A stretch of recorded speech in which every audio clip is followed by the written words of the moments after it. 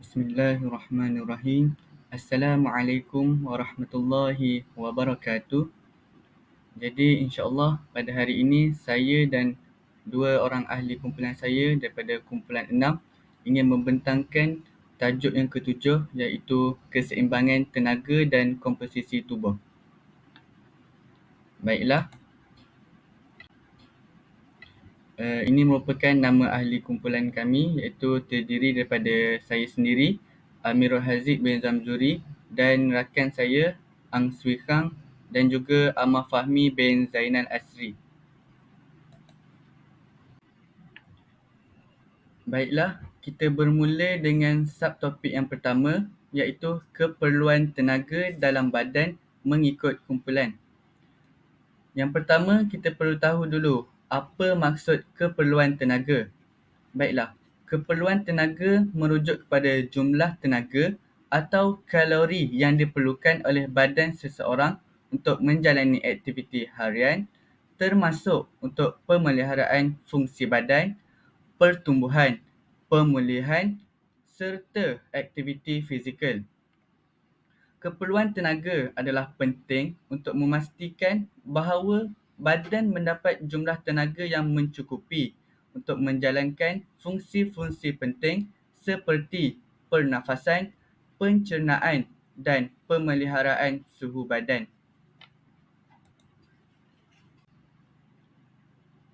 Slide seterusnya, keperluan tenaga dalam badan seseorang bergantung kepada beberapa faktor termasuk usia, jantina, berat badan, tahap aktif fizikal dan faktor-faktor lain. Berikut adalah purata keperluan tenaga harian untuk beberapa kumpulan umur dan jantina. Baiklah, yang pertama iaitu melibatkan kanak-kanak yang berusia 7 hingga 9 tahun. Di sini saya sertakan dua bahagian iaitu jantina lelaki dan jantina perempuan. Bagi jantina lelaki yang berumur 7 hingga 9 tahun, mereka memerlukan 1,800 kilokalori yang bersamaan yang meliputi 5 sajian karbohidrat, 2 sajian buah, 3 sajian sayur, 2 sajian protein, 1 sajian kekacang dan 2 sajian susu dan produk tenusu. Beralih kepada perempuan yang berumur 7 hingga 9 tahun, mereka memerlukan 1,600 kilokalori yang meliputi 5 sajian karbohidrat, 2 sajian buah, 3 sajian sayur, 2 sajian protein, 1/2 sajian kekacang serta 2 sajian susu dan produk tenusu. Seterusnya, bagi kanak-kanak yang berumur 10 hingga 12 tahun, bagi kanak-kanak 10 hingga 12 tahun untuk lelaki, mereka memerlukan 2,200 kilokalori yang meliputi 7 sajian karbohidrat, 2 sajian buah, 3 sajian sayur, 1/2 sajian protein, 1 sajian kekacang dan 2 sajian susu dan produk tenusu. Beralih kepada perempuan pula, yang kanak-kanak perempuan yang berumur 10 hingga 12 tahun, mereka memerlukan 2,000 kilokalori yang bersamaan 6 sajian karbohidrat, 2 sajian buah, 3 sajian sayur, 2 sajian protein, 1 sajian kekacang dan yang terakhir ialah 2 sajian susu dan produk tenusu.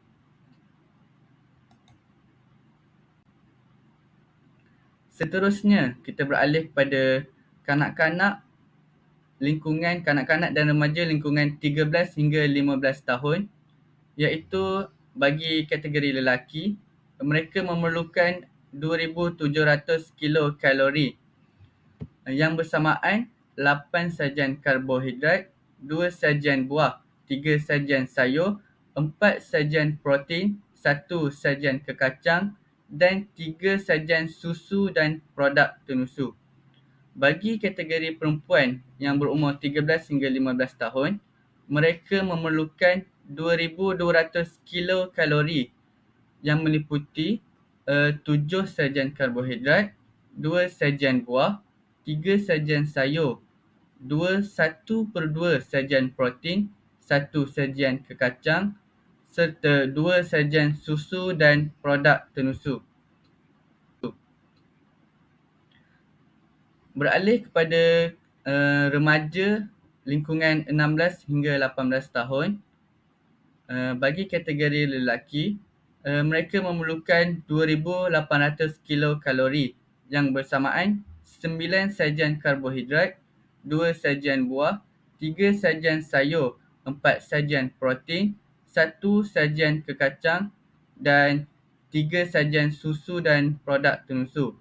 Bagi kategori perempuan, remaja perempuan lingkungan 16 hingga 18 tahun, mereka memerlukan 2,500 kilokalori iaitu 8 sajian karbohidrat, 2 sajian buah, 3 sajian sayur, 3 sajian protein, 1 sajian kekacang dan bagi sajian susu dan produk tenusu mereka memerlukan 3.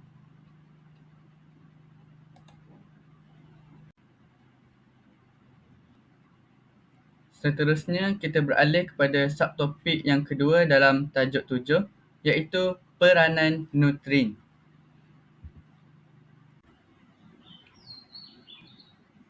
Baiklah, apakah yang dikatakan dengan nutrien? Mungkin ada setengah dah tahu maksud nutrien dan ada juga yang tidak tahu.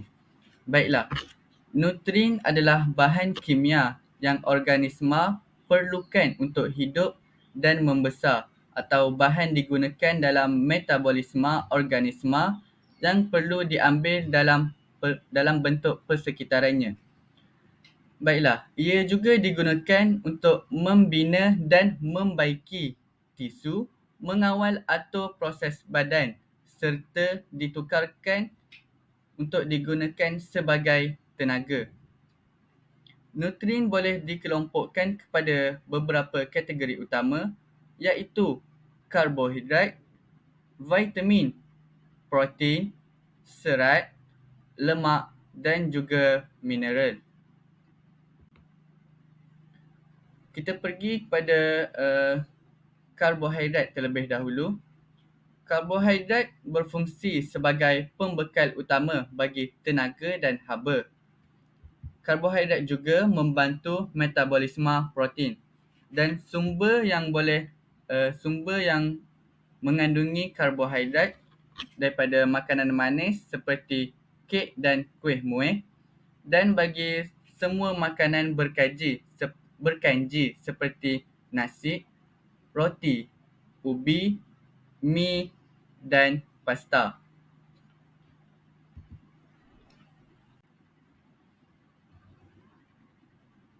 Kategori yang kedua iaitu protein. Protein berfungsi untuk membina sel tubuh badan untuk tumbesaran. Protein juga dapat membaiki sel yang rosak dan protein merupakan bahan utama penghasilan enzim, hormon, antibodi dan sel darah. Tidak dilupakan juga, protein dapat menghasilkan tenaga. Baiklah, sumber yang mengandungi protein terdapat pada daging dan offal, ikan dan kerangan laut dan yang terakhir ialah sayuran jenis kekacang, bijirin dan kekeras. Beralih kepada kategori yang ketiga iaitu lemak. Lemak berfungsi untuk melindungi organ dalam tubuh. Lemak juga dapat membekalkan tenaga dan haba. Dan lemak juga dapat mengawal suhu badan, menjadi pelarut bagi vitamin larut lemak, mengurangkan penggunaan protein bagi penghasilan tenaga dan yang terakhir, lemak juga dapat menahan daripada lapar iaitu lambat untuk dicernakan. Antara sumber yang dapat kita perolehi lemak ni iaitu melalui asid lemak tepu seperti lemak haiwan, susu dan hasil tenusu serta santan kelapa. Bagi asid lemak tidak tepu pula, kita dapat perolehi melalui lemak lemak tumbuhan seperti minyak sayuran, kekacang dan buah zaitun.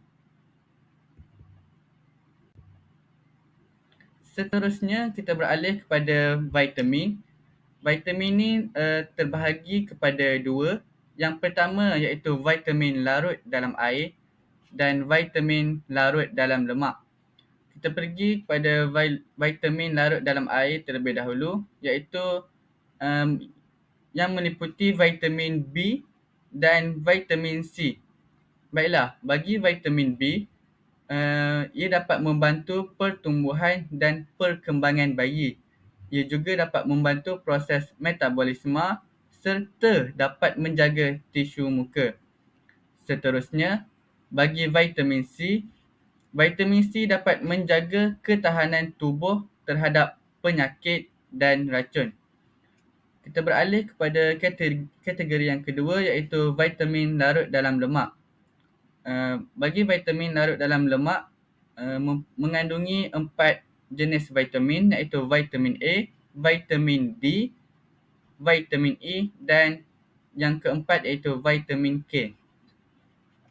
Bagi vitamin A, ia dapat meningkatkan daya tahan tubuh serta menjaga kesihatan kulit. Bagi vitamin D pula, ia dapat menjaga fungsi imun, otak dan saraf. Dan ia juga dapat menjaga kesihatan tulang dan gigi. Beralih kepada vitamin E, vitamin E dapat membantu menghasilkan sel darah merah. Dan yang terakhir iaitu vitamin K. Vitamin K berperanan dalam pembekuan darah.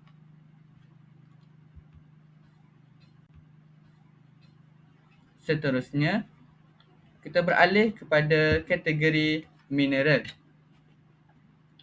Mineral adalah nutrien penting yang diperlukan dalam jumlah yang kecil untuk mengekalkan tubuh yang sihat. Mereka memainkan peranan dalam pelbagai fungsi dalam badan, termasuk yang pertama, dapat pembentukan darah. Mineral seperti besi, kuprum dan zinc diperlukan untuk pembentukan sel darah merah yang sihat dan pengangkutan oksigen dalam badan. Bagi fungsi yang kedua, iaitu fungsi saraf, mineral seperti kalsium, magnesium dan natrium adalah penting untuk fungsi saraf yang normal, termasuk penghantaran isyarat saraf. Seterusnya beralih kepada serat.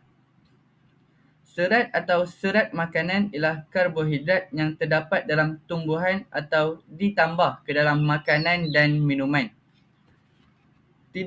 Serat ni tidak seperti karbohidrat lain. Serat tidak boleh dihadam oleh badan kita. Sebaliknya, ia dipecahkan oleh bakteria dalam usus besar. Terdapat dua jenis utama serat makanan.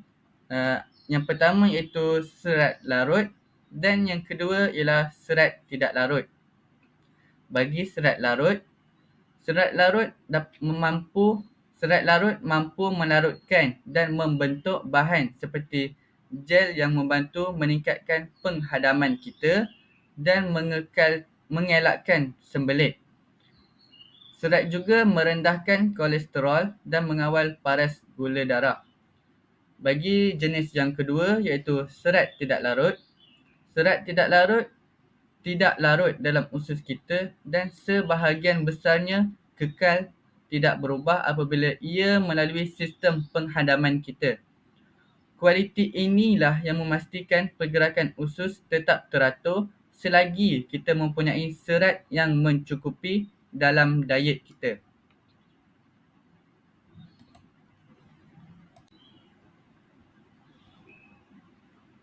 Slide seterusnya. Di sini saya sertakan tentang piramid makanan Malaysia pada tahun 2020, iaitu berdasarkan yang terkini lah. Daripada sebelum ni kan dia dah ada penambahbaikan ataupun pengubahsuaian.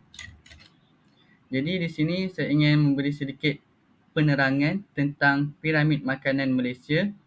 Piramid makanan Malaysia memberi panduan kepada kita dalam menentukan jenis dan kuantiti makanan yang perlu diambil setiap hari mengikut kumpulan makanan. Yang seperti saya telah terangkan tadi, kumpulan-kumpulan makanan tersebut. Jadi, berdasarkan Piramid Makanan Malaysia 2020 ni, terdapat empat aras dalam Piramid Makanan Malaysia di mana bilangan kumpulan makanan paling banyak yang perlu diambil diletakkan pada dasar piramid, iaitu di bahagian bawah sekali itu. Baiklah, selaras dengan bukti saintifik dan status pemakanan rakyat Malaysia yang terkini, Kementerian Kesihatan Malaysia ingin memperkenalkan Piramid Makanan Malaysia 2020 yang seperti saya paparkan ini, yang merupakan semakan semula kepada Piramid Makanan 2010.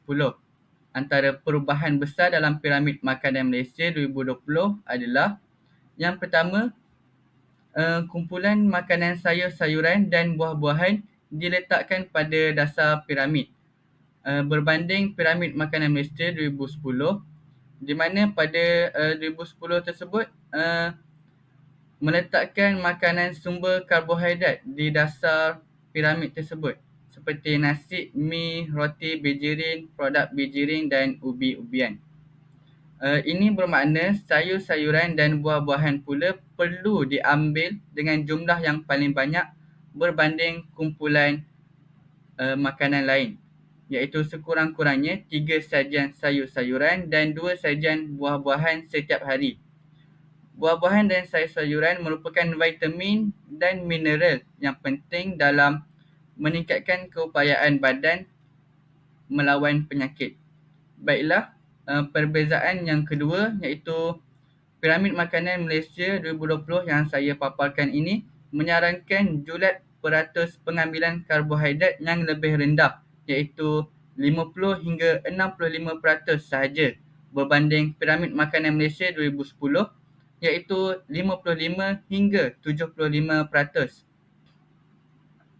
Piramid Makanan Malaysia 2020 ini juga menekankan saranan pengambilan sumber karbohidrat kompleks dan tinggi serat seperti beras perang, roti bijirin penuh, oat dan jagung.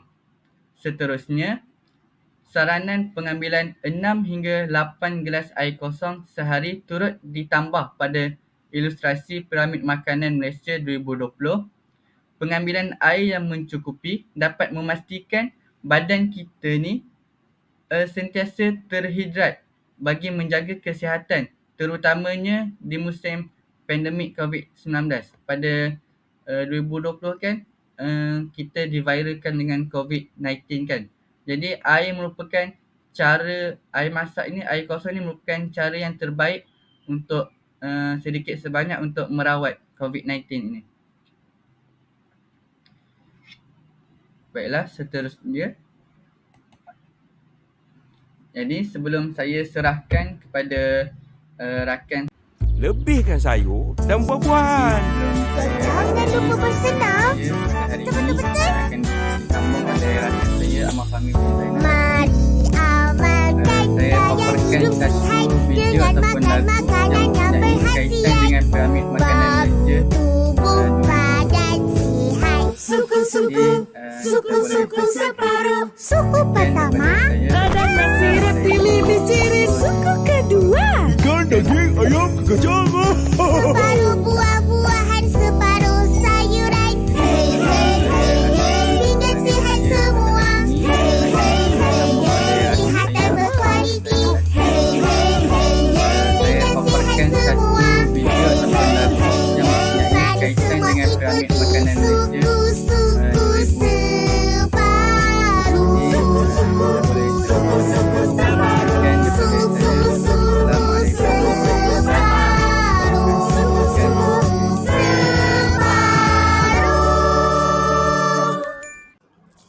Baiklah, terima kasih saudara Amirul Haziq atas pembentangan yang menarik sebentar tadi. Assalamualaikum warahmatullahi wabarakatuh. Saya Amar Fahmi Mizana Asri dari unit PK1 akan meneruskan pembentangan iaitu nutrien dan hubungannya dengan kecergasan serta kesihatan. Sebagaimana yang kita ketahui, nutrien ni terbahagi kepada banyak kategori lah, seperti karbohidrat, protein, lemak, vitamin dan sebagainya. Baiklah, saya akan menerangkanlah dia punya hubungannya dengan kecergasan serta kesihatan. Baiklah, kita beralih kepada karbohidrat. Karbohidrat ni diuraikan sehingga menjadi glukosa. Baiklah, glukosa ni adalah satu unit utama digunakan oleh badan untuk menghasilkan tenaga. Tanpanya glukosa dalam badan kita ni, sel-sel dalam badan kita ni tak dapat berfungsi dengan baik kerana tiadanya tenaga. Glukosa ni penting bagi proses metabolisme. Apa itu proses metabolisme? Proses metabolisme ni merujuk kepada semua proses kimia yang berlaku di dalam badan bagi mengekalkan kehidupan. Misalnya proses bernafas. Kita bernafas, manusia bernafas, mengepam darah, memastikan otak berfungsi dengan mengekstrak tenaga daripada makanan. Dan yang tiga ni, karbohidrat ni memberi tenaga kepada kita untuk melakukan sesuatu tugasan, sesuatu kerja-kerja harian kita. Dan yang terakhir iaitu makanan yang kaya dengan karbohidrat seperti nasi, roti dan pasta membantu menyediakan tenaga untuk aktiviti harian dan latihan fizikal. Baiklah, karbohidrat ni pentinglah untuk kecergasan serta kesihatan kita ni, supaya kita dapat melakukan aktiviti, melakukan kita punya tugasan harian dengan baik kerana dia memberi kita tenaga. Bila dia memberi kita tenaga ni, kita mempunyai kudrat lah, kita mempunyai tenaga untuk melakukan sesuatu pekerjaan tu. Kalau kita kekurangan karbohidrat ni, kita akan mudah letih dan itu akan ia akan berefek kepada kerja hakiki kita. Baiklah, kita beralih kepada nutrien yang seterusnya iaitu lemak. Lemak ni kita boleh lihat dia sebagai penemak haba kerana Tuhan dah jadikan lemak ni sebagai penemak haba lah. Penemak haba semula jadi kepada manusia supaya manusia dapat mengadaptasi lah, boleh mengadaptasi diri mereka ni untuk melakukan pelbagai aktiviti lah. Sebagaimana kita ketahui, di bumi ni banyak, ada 4 musim. Jadinya lemak ni mampulah untuk menjadi penemak haba yang baik kepada manusia. Yang kedua iaitu melindungi organ dalaman seperti buah pinggang dan jantung. Ini merupakan fungsi lemak yang paling yang memainkan peranan yang paling penting lah dalam badan kita. Kerana tanpa lemak ni, kita punya buah pinggang, jantung, organ dalaman kita ni akan mudah tercedera. Dengan adanya lemak ni, dia melindungi daripada dalam. Baiklah, kita pergi kepada yang ketiga, membekalkan tenaga apabila badan kekurangan karbohidrat. Inilah merupakan hubungan kecergasan serta kesihatan lah. Dia dapat menggantikan karbohidrat apabila karbohidrat ni sudah habis dalam badan kita. Yang keempat ni sebagai simpanan tenaga. Simpanan tenaga untuk backup, sebagai backup plan apabila badan kita ni kekurangan karbohidrat. Lepas tu lemak ni membantu dalam penyerapan vitamin tertentu. Bukan itu saja, lemak dia juga sekiranya kita mengambil terlalu banyak lemak dalam kehidupan kita ni, ia akan menyebabkan penyakit lah. Yang pertama iaitu kolesterol. Jadinya kita perlu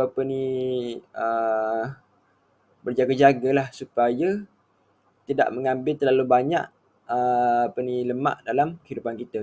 Antara contoh makanan-makanan berlemak ni, yang ada lemak iaitu makanan berproses, makanan bergoreng dan makanan segera. Jadinya ia akan, sekiranya kita mengambil terlalu banyak makanan-makanan seperti ini, ia akan efek kita punya kecergasan serta kesihatan. Baiklah, seterusnya kita beralih kepada protein. Protein ini diperlukan untuk pembinaan dan pembaikan tisu dalam tubuh seperti otot, kulit dan rambut. Ia juga penting untuk menghasilkan enzim dan hormon. Sumber protein termasuklah daging, ayam, ikan, telur, kacang dan produk tenusu. Baiklah, protein ni kita boleh cakap ia membaiki tisu-tisu yang berada dalam badan kita yang telah rosak. Misalnya kalau kita boleh tengok dalam sosial media sekarang ni seperti TikTok dan Instagram, kita boleh tengok ramai sekarang ni ada influencer yang kerjanya ialah bodybuilder. Ia membuat badan lah. Mereka menggalakkan pengambilan protein ni supaya dapat membaiki kita punya otot-otot yang rosak ni. Apabila kita melakukan sesuatu aktiviti ekstrim ni, otot-otot kita ni akan terkoyak. Jadinya dengan pengambilan protein ni, ia dapat membantu mengembalikan ataupun menyembuhkan semula kita punya otot supaya dapat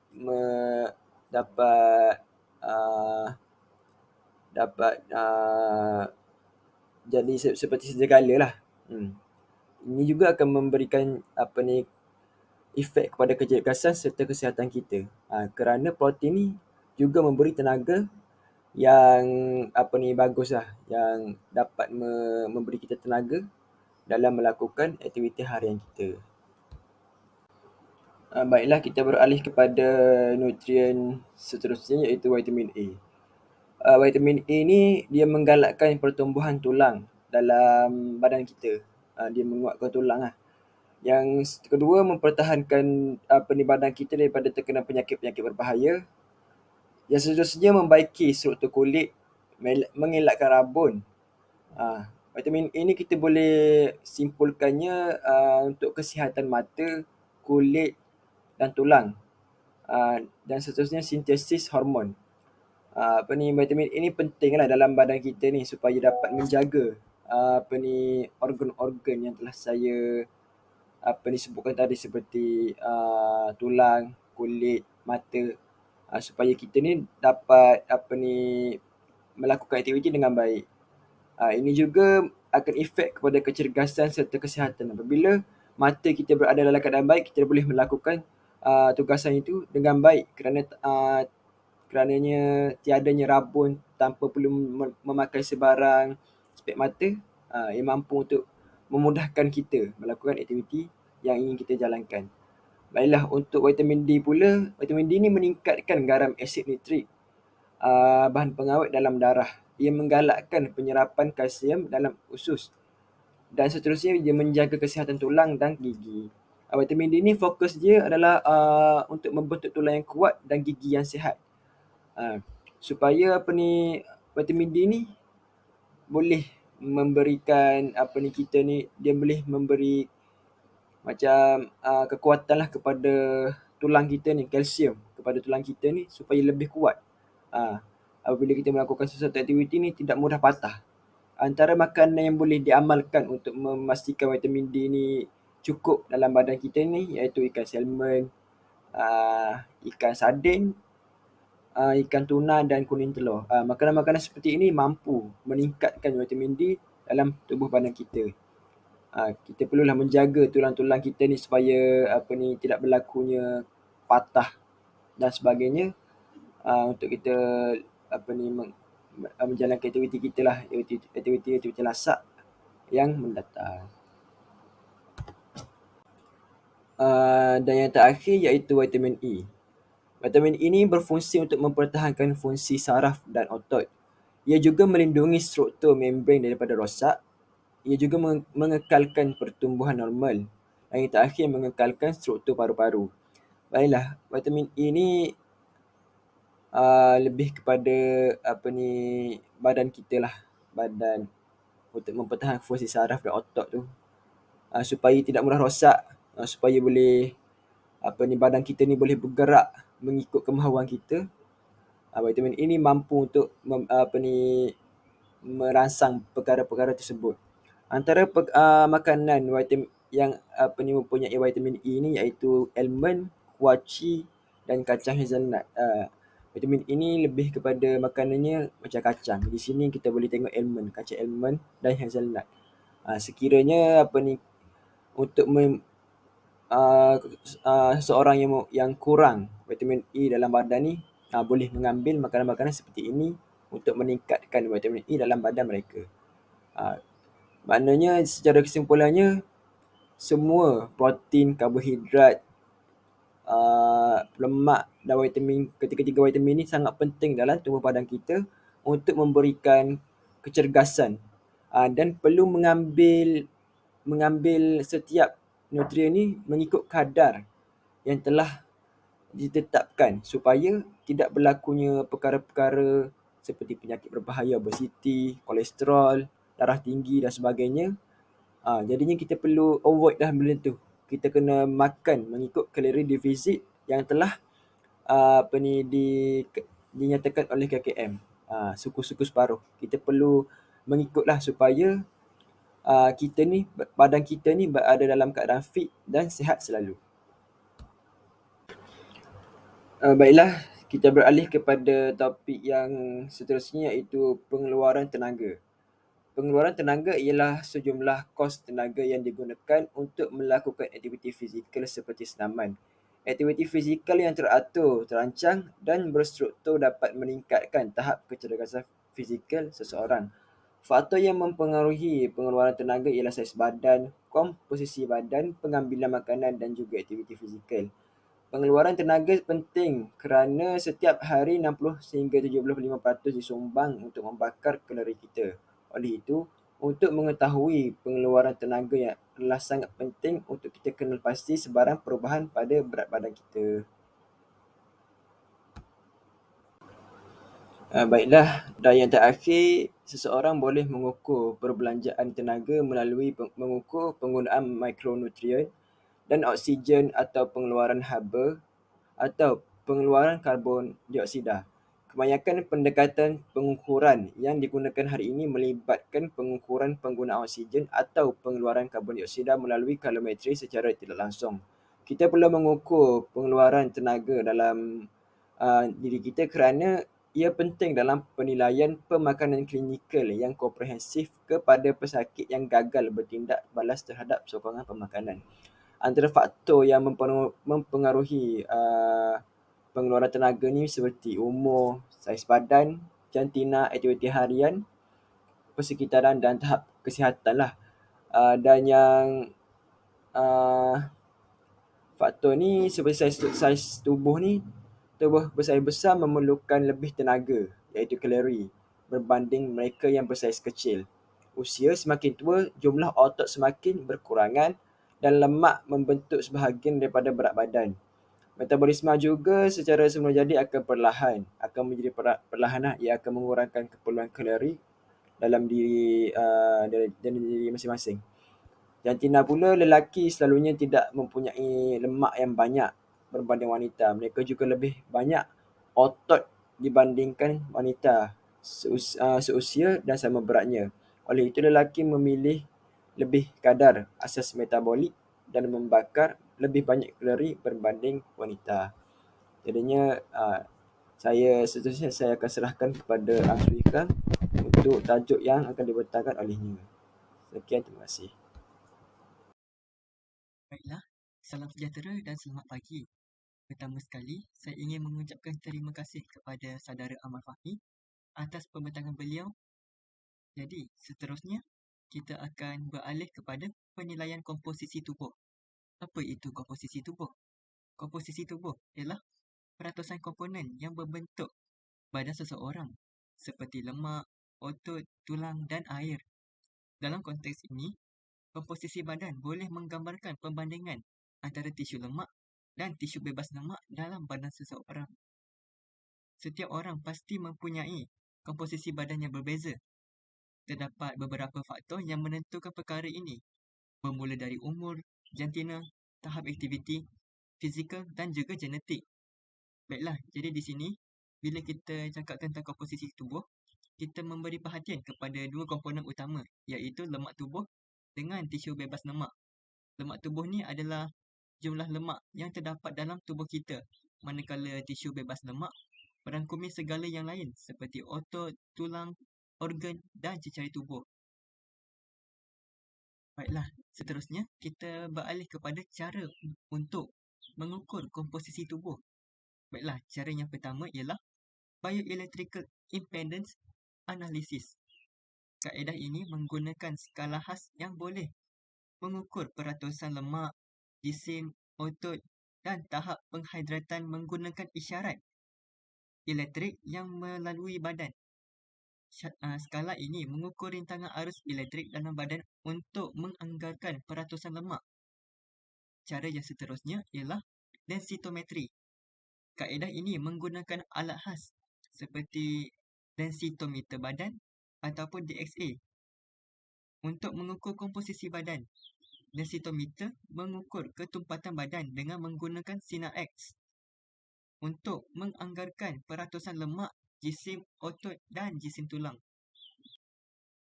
Cara yang seterusnya ialah penilaian lipatan kulit, iaitu dengan mengukur ketebalan lipatan kulit di beberapa kawasan badan menggunakan kaliper kulit. Kawasan yang sering diukur termasuk lengan atas, perut dan peha. Kemudian, lipatan kulit boleh digunakan untuk mengira peratusan lemak badan menggunakan formula khas.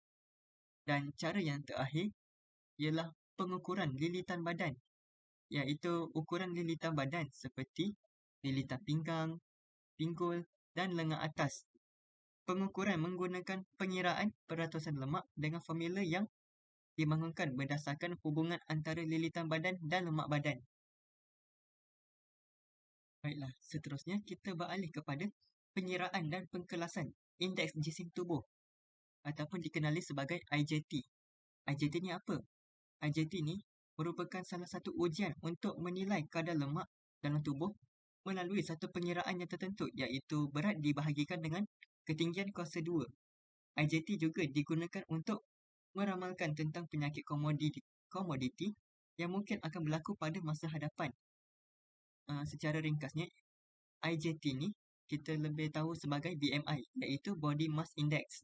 Ia adalah suatu ukuran yang digunakan untuk menilai apakah seseorang memiliki berat badan yang seimbang dengan tinggi badannya. Secara ringkas, BMI dihitung dengan bahagikan berat badan seseorang dalam kilogram dengan tinggi badannya dalam meter. Sebelum kita beralih lanjut kepada IJT, izinkan saya untuk menjelaskan apakah itu penyakit komorbiditi. Komorbiditi adalah keadaan seseorang individu yang mempunyai masalah kesihatan seperti tekanan darah tinggi, kencing manis, asma, kanser, strok, obesiti, penyakit jantung, penyakit hati, penyakit buah pinggang, tahap imuniti yang rendah dan akhir sekali, penyakit paru-paru yang kronik. Baiklah, sekarang ni kita akan beralih kepada maklumat tambahan berkenaan IJT. Baiklah, yang pertama, IJT ni tidak digunakan pada wanita yang mengandung. Yang kedua, sewaktu mengambil ukuran ketinggian, tidak dibenarkan untuk memakai selipar ataupun kasut kerana hal itu akan menjejaskan ketinggian seseorang. Dan akhir sekali, bagi mengukur berat pula, amat digalakkan untuk memakai pakaian yang ringan agar tidak menyumbang pada pertambahan berat kita. Baiklah, di sini saya akan tunjukkan satu formula tentang cara untuk mengira IJT ataupun BMI. Jadi di sini kita ambil berat badan bahagi dengan tinggi kuasa 2 ataupun tinggi darab tinggi dalam ukuran meter. Manakala berat badan juga pula diukur dalam kilogram.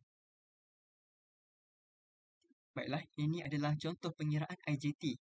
Jadi di sini kita boleh lihat 80 kg dibahagikan dengan 1.82 meter kuasa 2 ataupun 1.82 meter darab 1.82 meter.